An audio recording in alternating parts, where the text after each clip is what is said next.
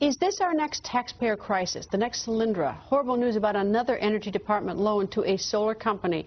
This one was for $1.2 billion. And what did you get for that money? You got 15 jobs. That is $80 million in taxpayer money for each job. Now, we spoke with Energy Committee Chairman Fred Upton about that and the latest on the Solyndra investigation. We started with Solyndra.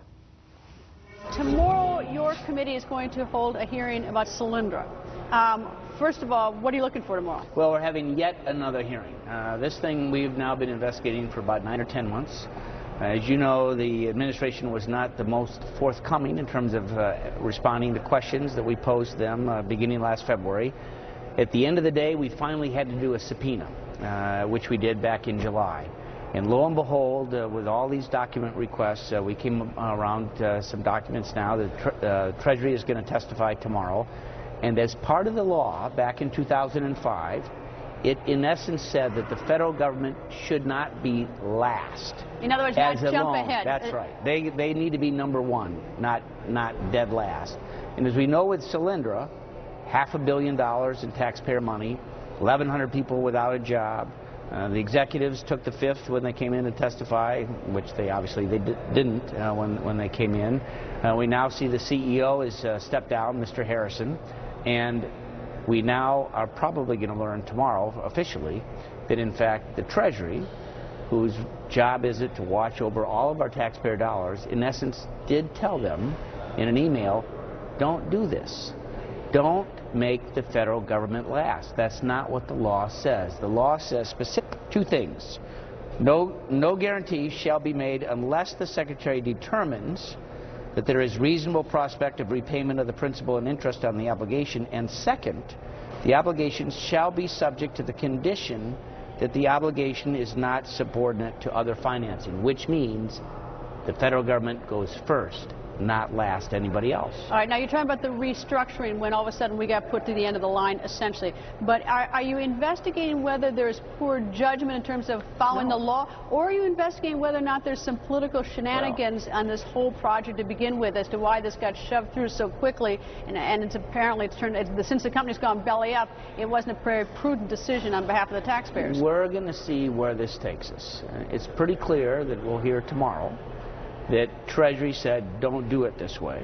Send an email, don't do it this way. So why did they? Don't know yet. That's an answer that we'll get in coming weeks. So right, we're going to come back to Energy, and we're going to ask them what happened when you got this.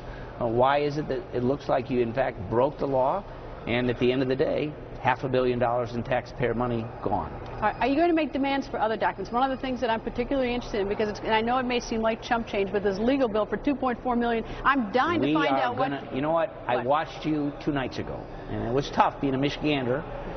Tigers are on, switching back, channel, back and forth, but I've got that switch that can do that.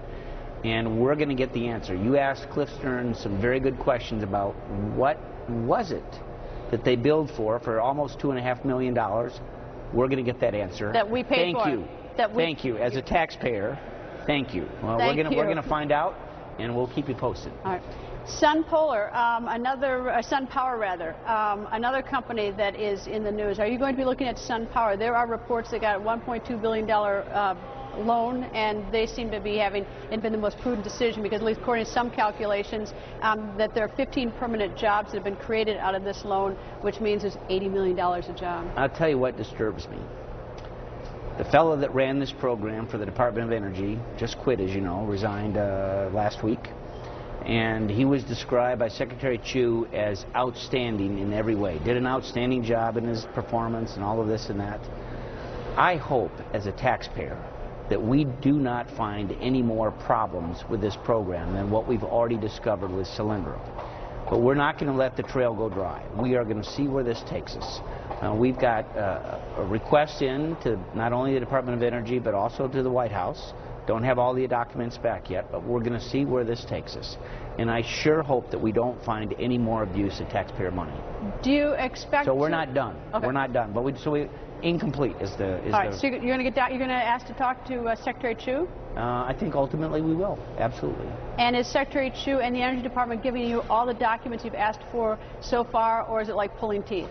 Well, it has been like pulling teeth. Now, we have sent a number of requests, but the deadlines have not come up yet. We're glad that Treasury agreed to come up tomorrow, as they will.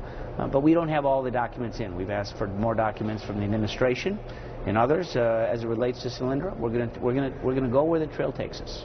Thank you, sir. We'll be watching your hearings tomorrow. Thanks, sir. And I look forward to getting back with you on the legal bill. fees. It's coming. I'm curious. I mean, $2.4 million. And the taxpayers apparently paid. I just want to know what we got. You're right. And straight ahead, a Republican